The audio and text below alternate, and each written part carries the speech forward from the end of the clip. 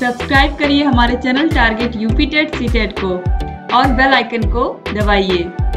Hello friends, मैं रेनू स्वागत करती हूँ आप सभी भावी अध्यापक एवं अध्यापिकाओं का आपके अपने channel target UP TET CTET में। दोस्तों, आज इस वीडियो में हम आपके हिंदी के चैप्टर नंबर 5 और चैप्टर नंबर 6 को पढ़ने वाले हैं और आपके हिंदी का जो पूरा सिलेबस है वो जल्दी यहाँ पर खत्म होने वाला है और आप सभी लोग क्लासेस को अच्छे से देख लीजिए। दोस्तों, सारे विषयों की क्लासेस के लिंक आपको डिस्क्रिप्शन बॉक्स, कमेंट बॉक्स में मिल जाएगी। सारे विषयों को इसी तरीके से लिख करके मैंने पढ़ाया है। खासकर अगर संस्कृत की बात करूं, संस्कृत की बात मैं इसलिए करती हूँ हर वीडियो में क्योंकि संस्कृत आप लोगों को बहुत टफ लगता है, जिसको मैंने बहुत ही आसान भाषा में पढ़ाया है। और अगर उस संस्कृत को आप पढ़ लेते हो तो चाहे आपका यूपी टेट हो, सुपर टेट हो, सी टेट हो, आपको किसी प्रकार से कोई प्रॉब्लम नहीं आएगी कभी भी संस्कृत में।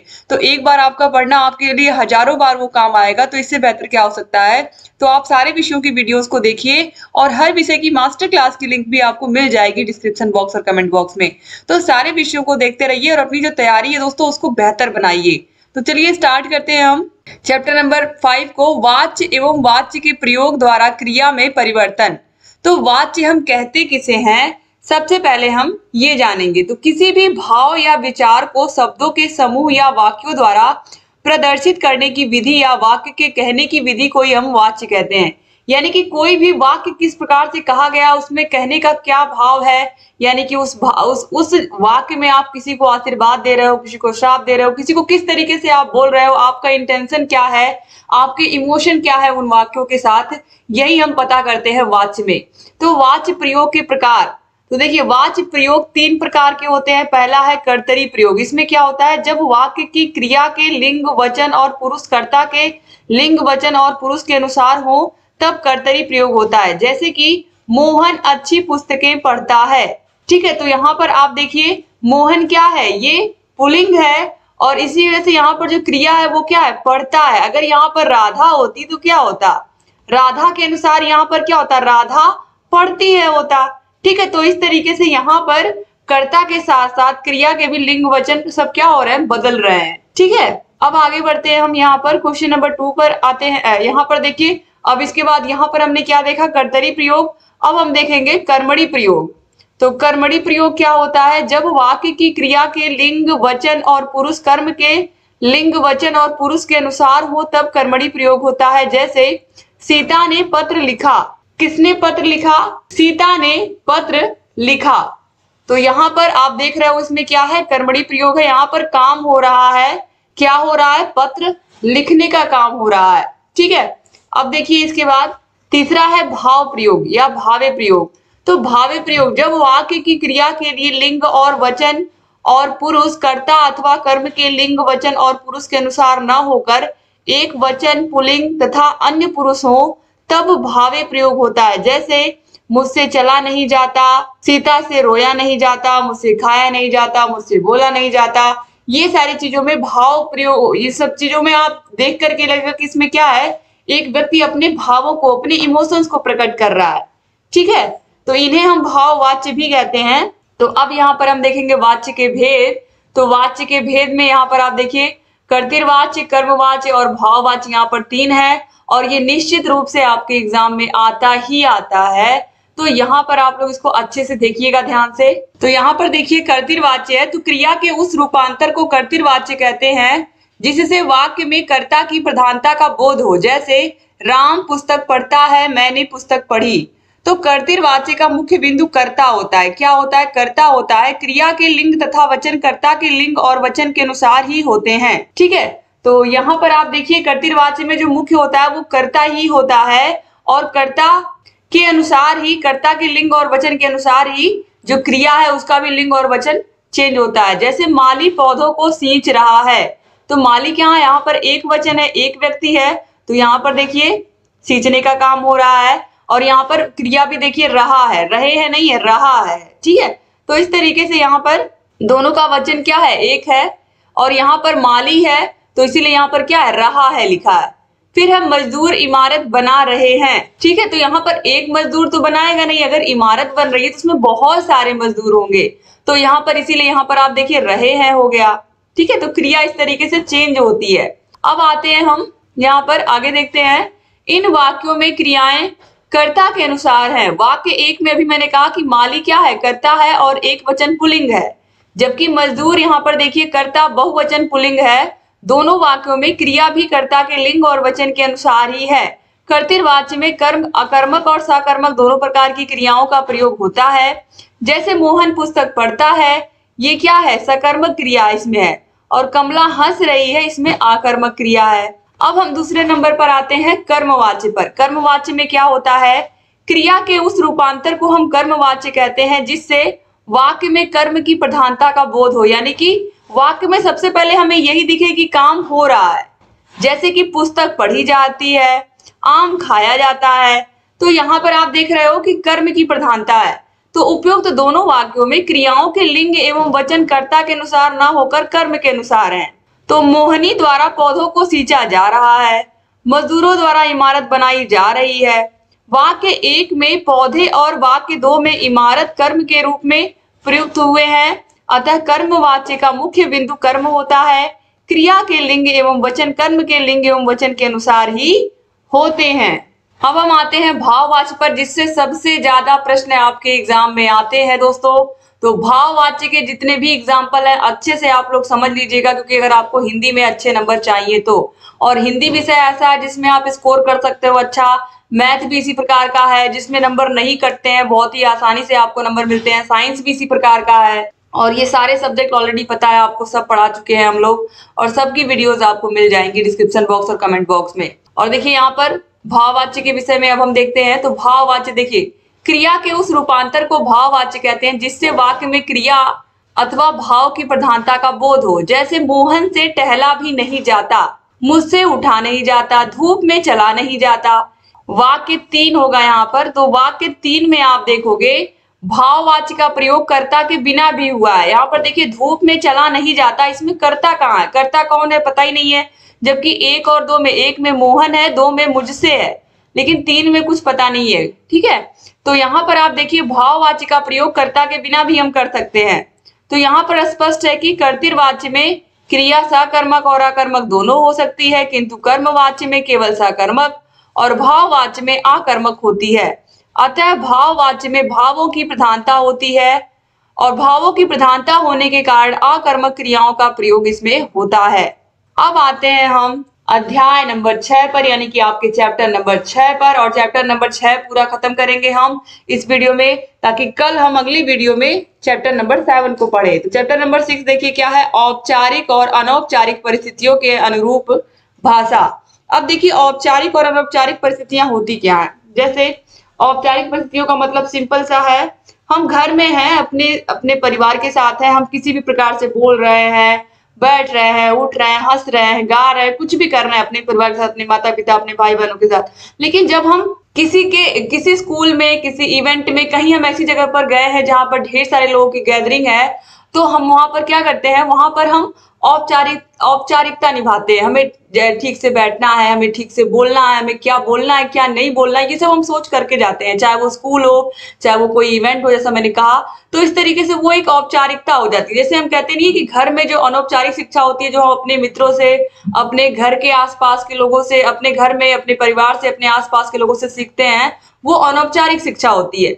लेकिन जब हम स्कूल में जाते हैं तो वो हमारी औपचारिक शिक्षा होती है। सेम वही चीज है कि जो हम भाषा स्कूल में जाकर के या कहीं अलग इवेंट में जाकर बोलते हैं वो औपचारिक होती है, और जो हम अपने घर में, अपने आसपास के, अपने प्रियजनों के साथ बोलते हैं वो अनौपचारिक भाषा होती है, क्योंकि उसमें हमें बहुत ज्यादा ऐसे सम्मानजनक शब्दों का प्रयोग नहीं करना पड़ता है। तो इस तरीके से यहाँ पर परिस्थितियों के अनुरूप किस तरीके से हम भाषा का प्रयोग करते हैं, इस चैप्टर में हमें यही सीखना है। तो देखिए, किसी भाव अथवा विचार को व्यक्त करना कथन कहलाता है। हम अपने भावों को, विचारों को कह करके ही तो व्यक्त करते हैं।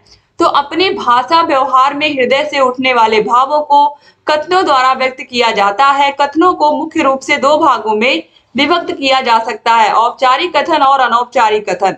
तो औपचारिक अवसरों पर शिष्टाचार के रूप में जिस भाषा का अथवा जिन शब्दों का प्रयोग किया जाता है उन्हें हम अनौपचारिक कथन कहते हैं। जैसे कि देवियों और सज्जनों, आप सभी का स्वागत है, इस तरीके से जो बोला जाता है, इसमें आप देखोगे औपचारिकता होती है। ठीक है, तो इसमें हम सम्मान सूचक शब्दों का प्रयोग करते हैं, जैसे कि पूज्य, पूजनीय, मान्य, मान्यवर, माननीय, आदरणीय, श्रद्धेय, महोदया, महोदय, इन शब्दों का हम प्रयोग करते हैं। जैसे कि सिंपल अगर स्कूल में छुट्टी लेनी है तो हम उसमें महोदय या महोदया बोलते हैं, शिक्षक जो हमारे प्रिंसिपल होते हैं उनको, ठीक है। तो इस तरीके से सम्मान सूचक शब्दों का प्रयोग करते हैं हम जब हम औपचारिक काम करते हैं। इसके अलावा आशीर्वाद सूचक में देखिए सुखी रहो, सौभाग्यवती रहो, चिरंजीव रहो, दीर्घायु हो, प्रसन्न रहो, इस प्रकार के शब्द औपचारिक कथन माने जाते हैं। इसके पीछे नैतिक व्यवस्था होती है। कुछ विशेष अवसरों पर सामाजिक व्यवहार की दृष्टि से औपचारिक कथन आवश्यक होते हैं।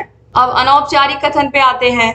कुछ शब्द परस्पर बोलचाल में सामान्य रूप से प्रयोग किए जाते हैं, उनके पीछे कोई व्यवस्था अथवा दिखावा नहीं होता है। यानी कि हम बाहर दिखावा कर सकते हैं, लेकिन अपने परिवार, अपने मित्रों के साथ, अपने भाई बहनों के साथ हम कोई दिखावा या कोई ढोंग नहीं कर सकते हैं। हम जैसे हैं हम नेचुरल दिखते हैं, ठीक है।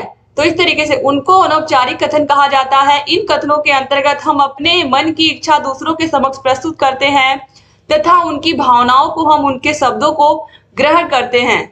इस प्रकार के वाक्यों के आगे तथा पीछे कोई नैतिक बल प्रयुक्त नहीं किया जाता है और न ही किसी प्रकार का दिखावटी सम्मान महसूस प्रदान किया जाता है। अनौपचारिक कथन वे कथन होते हैं जो व्यक्ति अपनी स्वेच्छा से अपने शब्दों को प्रयोग करता है। यानी कि जैसा मैंने कहा कि अपनों से बात करने में हमें शब्दों को ढूंढना नहीं पड़ता, हमें सोचना नहीं पड़ता, जो भी हमारे मन में आता है, हम वो चाहे हमारा कोई बेस्ट फ्रेंड ही हो तो हम उससे अपनी सारी बातें बता देते हैं। कोई औपचारिकता या कोई सम्मान सूचक शब्दों को हम नहीं ढूंढते हैं कि हाँ फ्रेंड से बात करने के लिए हमें इन शब्दों को ढूंढना पड़ेगा या ये सब चीजें ढूंढनी पड़ेगी, या अपने परिवार में अपने भाई बहनों से कुछ कहने के लिए हमें शब्द जा करके ढूंढने हैं। तो कोई दिखावटीपन नहीं होता, किसी प्रकार का कोई बनावट नहीं होती है और वो सारी चीजें नेचुरल होती हैं, स्वाभाविक होती हैं। जो हमारे मन में होता है वो निकलता है, ठीक है। अब देखिए औपचारिक तथा अनौपचारिक कथन में क्या अंतर होता है। तो औपचारिक कथन का संबंध भावनाओं से होता है, जबकि अनौपचारिक कथन मस्तिष्क से संबंधित होते हैं। औपचारिक कथन इच्छा ना होने पर भी बोले जाते हैं, जबकि अनौपचारिक कथन स्वेच्छा पूर्वक ही बोले जाते हैं। जैसे मैं एग्जांपल दूं आपको कि लगातार आप कोई बहुत बड़े आदमी बन गए हो और लगातार आपको 4-6 जगह जाकर के स्पीच देनी है, तो जहां पर आप पहली बार भाषण देने जाओगे वहां पर आपकी एनर्जी बिल्कुल हाई रहेगी, लेकिन धीरे धीरे आते आते जब आप लास्ट इवेंट पे पहुंचोगे तो आपके अंदर उतनी एनर्जी नहीं बची होगी, लेकिन फिर भी आपको इतने सारे लोगों की गैदरिंग है तो आपको वहां पर बोलना ही पड़ेगा, कुछ ना कुछ आपको वहां पर बोलना ही पड़ेगा। तो बिना इच्छा के भी आपको क्या करना पड़ेगा, बोलना पड़ेगा। जैसे सिंपल सी बात है, बच्चे का मन नहीं है स्कूल जाने का, लेकिन फिर भी उसको स्कूल जाना पड़ेगा क्योंकि माता पिता उसको भेज रहे हैं। तो इस तरीके से ये क्या है, औपचारिक चीजों में ये होता है, औपचारिक कथनों में। लेकिन अनौपचारिक कथन में हम अगर हमारा मन है तो ही हम बोलेंगे। अगर अपने घर पर हैं हम, हमारा जो मन है हम वो कर रहे हैं, ठीक है, तो हमारी खुद की इच्छा होती है, इसमें जबरदस्ती नहीं कोई हमको बैठा करके हमें अपनी कहानी सुना रहा है, नहीं तुम सुनो, ठीक है। तो घर में ये ऐसे नहीं होता है। फिर है औपचारिक कथन शिष्टाचार से प्रेरित होते हैं। इसमें आप अनेक प्रकार के सम्मान सूचक, आशीर्वाद सूचक शब्दों का प्रयोग होता है, वो तो अभी आपने देखा। और अनौपचारिक यथार्थ से प्रेरित होते हैं, यानी कि अनौपचारिक में बिल्कुल यथार्थ कथन होते हैं। इसमें जैसे मैंने कहा कि दोस्तों से किसी प्रकार से भी आप बात करते हो वो बुरा नहीं मान सकते, तो इस तरीके से होता है। फिर है यह कथन संक्षिप्त तथा निश्चित होते हैं, जबकि अनौपचारिक में कथन अनिश्चित होते हैं। तो जब हम औपचारिक चीज जाते हैं कोई भाषण देने या किसी टॉपिक के बारे में कुछ कहने जाते हैं माइक पर, तो हम सोच करके जाते हैं कि हाँ हमें यही वाक्यों को बोलना है और ऐसे ऐसे बोलना है। लेकिन जब हम अपने घर में अपने दोस्तों से, अपने मित्रों से कहीं बात कर रहे होते हैं किसी से, तो हम सोच करके नहीं बैठे होते कि हाँ हमको यही बात करनी है, या अपने परिवार में अपने भाई बहनों से इस तरीके से नहीं कि हम सोच करके बैठे हैं कि नहीं तुमसे यही बात करनी है। तो इस तरीके की चीजें नहीं होती हैं अनौपचारिक कथन में। फिर औपचारिक कथन परिस्थिति की सीमा से बंधे होने के साथ साथ इसके पीछे की नैतिक व्यवस्था भी होती है, जबकि अनौपचारिक परिस्थिति इससे मुक्त होता है, साथ ही यथार्थ पर आधारित होता है। तो यहाँ पर नैतिक व्यवस्था का मतलब यही है कि अगर हम बाहर निकल रहे हैं तो हमारा ये फर्ज है कि हमारे साथ जो व्यक्ति है हम उसका सम्मान करें, और उस व्यक्ति का भी फर्ज है कि वो हमारा सम्मान करे। तो इस तरीके से यहाँ पर ये सारी चीजें होती हैं। तो यहाँ पर दोस्तों देखिए, अब है औपचारिक संबंध के बारे में। तो प्रधानाचार्य, अध्यापक, वृद्धजन, बड़े भाई बहन, ये सब क्या है, इन सब के साथ हम औपचारिक तरीके से बातचीत करते हैं, ये हमारे औपचारिक संबंध होते हैं। लेकिन अनौपचारिक में माता पिता, छोटा भाई बहन, छोटी बहन, मित्र, पत्नी, ये सब से हम औपचारिक तरीके से बातचीत करते हैं। अब औपचारिक स्थल में विद्यालय आ जाएगा, डाकघर आ जाएगा, बैंक आ जाएगा, और भी बहुत सारे ऐसे ऑफिसेज हैं जिनको हम औपचारिक ही कहेंगे, जो हमारे घर से अलग हैं। फिर है अनौपचारिक स्थल में तो घर है, मंदिर है, अस्पताल है, यहाँ पर कोई औपचारिकता नहीं चलती है, यहाँ पर हम अनौपचारिक तरीके से ही रहते हैं। अब यहाँ पर देखिए कुछ प्रश्न है, किस भाषा का स्वरूप अनिश्चित होता है? तो अनौपचारिक भाषा का जो स्वरूप होता है वो क्या होता है? अनिश्चित होता है, क्योंकि इसमें कोई बनावट नहीं होती है। और निश्चित कौन सा होता है? जिसको हम पहले से लिख करके पूरा प्रिपेयर करके जाते हैं, जैसे कि भाषण हुआ, तो वो क्या होता है? औपचारिक होता है। औपचारिक स्थल में डाकघर है, विद्यालय है, अभी आपने देखा है, इसके अलावा बैंक है, और अनौपचारिक स्थल है घर। सबसे अच्छा जो उत्तर है वो यही है। तो इस तरीके से यहाँ पर आज के जो टॉपिक थे आपने पढ़े। उम्मीद करती हूँ कि आपको ये अच्छे लगे होंगे। दोस्तों अगर ये वीडियो अच्छी लगी है तो प्लीज वीडियो को लाइक कर दीजिएगा और अपने अच्छे से प्यारे प्यारे कमेंट्स जरूर करिएगा। और आप लोग वीडियो को शेयर कर दिया करिए अपने कॉलेज फ्रेंड्स को, कॉलेज के ग्रुप में। और अगर चैनल को सब्सक्राइब नहीं किया तो प्लीज सब्सक्राइब भी कर दीजिए। और सारे के सारे विषयों की link description box, comment box में मिल जाएगी। और अगर आपको सारे विषयों के नोट चाहिए, ये जो हैंड रिटन नोट्स आप देख रहे हो, अगर आपको सारे विषयों की पीडीएफ चाहिए, राजन सीरीज और पवन सीरीज की पूरी पीडीएफ चाहिए, तो इसके लिए आप हमारे ऐप को डाउनलोड करिए। ऐप की लिंक भी आपको डिस्क्रिप्शन बॉक्स, कमेंट बॉक्स में मिल जाएगी। App target UP TET CTET आप प्ले स्टोर से जाकर के डाउनलोड कर सकते हो। और यहाँ पर आपको सारे विषयों की नोट्स भी मिलेंगी। और अगर आप किसी भी प्रकार की कोई प्रॉब्लम हो रही है तो आप इस नंबर पर कांटेक्ट कर सकते हैं हमसे, 7705 95 45 49। इस नंबर पर आप कांटेक्ट कर सकते हैं। और कैसे ऐप को डाउनलोड करके आगे की जो प्रक्रिया अगर आपको नहीं समझ में आ रही तो हम आपको बताएंगे। तो ऐसे दोस्तों बने रहिए और सारे विषयों को देखते रहिए। एक बार फिर से आप सभी का बहुत बहुत धन्यवाद। सारे विषयों को अगर आप पढ़ोगे तो आपके पेपर में नंबर बहुत अच्छे आएंगे। तो आप मेहनत से पढ़िए और जहाँ कहीं कोई भी डाउट है हमसे पूछते रहिए, जरूर आपके प्रश्नों का हम उत्तर देंगे। और चैनल से बने रहिए। जय हिंद दोस्तों।